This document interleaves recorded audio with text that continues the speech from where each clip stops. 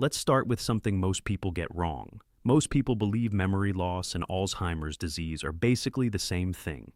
They think forgetting things is just what happens when you get older. A little slower, a little foggier, nothing to worry about. Here's the problem with that belief. It's only half true, and the half that's false is the half that matters most. Yes, some memory changes are a normal part of aging. Your brain, like the rest of your body, changes over time. But Alzheimer's disease is not normal aging. It is a distinct, progressive brain illness. It doesn't just slow you down. It slowly takes things from you. Memory, thinking, the ability to do the simple daily tasks you've done your whole life without a second thought. And here is the part that should genuinely stop you for a moment. Alzheimer's disease is the most common cause of dementia in older adults. It accounts for at least 2 out of every 3 dementia cases in people over 65. According to the World Health Organization, it may be responsible for as much as 60 to 80% of all dementia cases on the planet. That means if you know someone with dementia, the odds are high that what they're dealing with is Alzheimer's. But here's the part I really want you to sit with. The changes in the brain that lead to Alzheimer's don't start the day symptoms appear. They can begin years before that. Some researchers believe it can be decades, long before you ever forget a name, long before a loved one ever notices anything different about you, which means the version of you sitting here right now, watching this video, could already be somewhere on that timeline. Not because something is wrong with you, but because that's simply how this disease works for millions of people. Silent, slow, invisible until it isn't. I'm not telling you this to scare you. I'm telling you this because there is something incredibly important hiding inside that fact. A window of time where things might still be within your influence. And later in this video, I'm going to walk you through exactly what current research says about that window and what may help you use it. But first, you need to understand the difference between normal forgetting and something more serious. Because this is where so many people go wrong. Some panic over nothing, others ignore something they shouldn't. So let's break it down honestly, the way a doctor would explain it to a patient sitting across from them. Normal aging memory changes usually look like this. You forget where you put your glasses, but you find them later. You blank on a word, but it comes back to you in a minute. You forget an appointment once in a while, but you catch it and adjust. These are frustrating, but they are not by themselves warning signs. They are simply part of an aging brain working a little slower than it used to. Now here's where it starts to look different. The earliest and most common signs of Alzheimer's usually involve trouble remembering recent events or newly learned information, not old memories, recent ones. You might ask the same question multiple times in a short period. You might forget a conversation that happened an hour ago, not last year. As it progresses, other things start to show up. Confusion about time or place, changes in mood or personality that don't fit who that person has always been, trouble finding the right words in a conversation, difficulty completing familiar tasks, like managing money or following a recipe they've made 100 times. And in more advanced stages, something called sundowning can appear. This is when confusion and agitation get noticeably worse in the late afternoon or evening. Doctors and caregivers see this often, and it can be one of the more difficult parts of the disease for families to manage. Notice something about all of this. It's not really about forgetting things. It's about a pattern, a direction. Normal aging tends to stay the same or shift very slowly. Alzheimer's tends to move forward, quietly, but consistently. Now, let's talk about something that surprises almost everyone the first time they hear it. Alzheimer's disease does not directly kill you. Say that again in your head. It does not directly kill you. Most people assume this disease is something that ends life on its own, the way a heart attack or a stroke might. But that's not accurate. What actually happens is different, and in some ways, more troubling. Alzheimer's slowly strips away a person's ability to protect themselves, their ability to swallow safely, their ability to move without falling, their ability to fight off infection. And it's often those secondary complications that become life-threatening, not the disease itself directly. In fact, in the United States, Alzheimer's disease was ranked as the 7th leading cause of death in 2022, according to the CDC. Not because it attacks the body directly, but because of everything it slowly takes away from a person's ability to stay safe and healthy. That single fact changes how you should think about this disease. It's not one moment, it's not one event, it's a long, slow unraveling, And that's exactly why catching the early signs matters so much. Now, here's a belief I need to challenge directly because I hear it constantly. People think this disease is mostly about genetics, that if it's not in your family, you're probably safe. And if it is in your family, there's nothing you can do. Both halves of that belief are misleading. Here's what the evidence actually shows.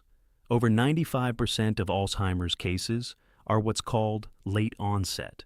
That means genetics and family history play a role, but they are combined with environmental factors and lifestyle over a lifetime. Less than 5% of cases are caused by specific inherited gene mutations passed directly through families. In other words, for the overwhelming majority of people, this disease is not simply written into your DNA on the day you're born.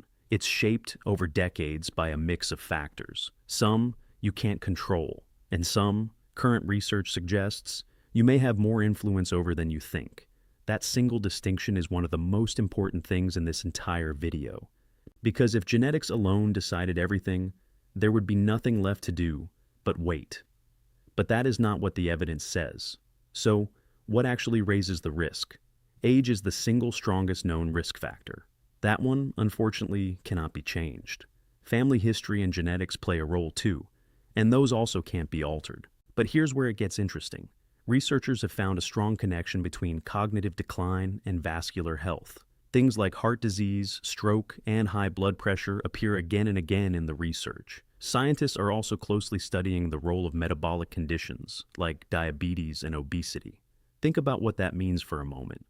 The same conditions your doctor has probably warned you about for your heart may also be quietly connected to your brain, your blood pressure, your blood sugar, your weight. These aren't just heart numbers or diabetes numbers, they may be brain numbers too. Now, I want to be completely honest with you because so much health content online exaggerates this next part, and I refuse to do that to you. There is currently no proven way to completely prevent Alzheimer's disease. I need you to hear that clearly because you'll see countless videos, articles, and supplements online claiming otherwise. As of now, nothing has been scientifically proven to stop this disease from happening. But here is what is true, and this is where the real hope lives. Researchers are actively studying a set of strategies that show real promise: regular physical activity, a healthy, balanced diet, staying mentally and socially active, managing chronic conditions like high blood pressure, diabetes, and obesity.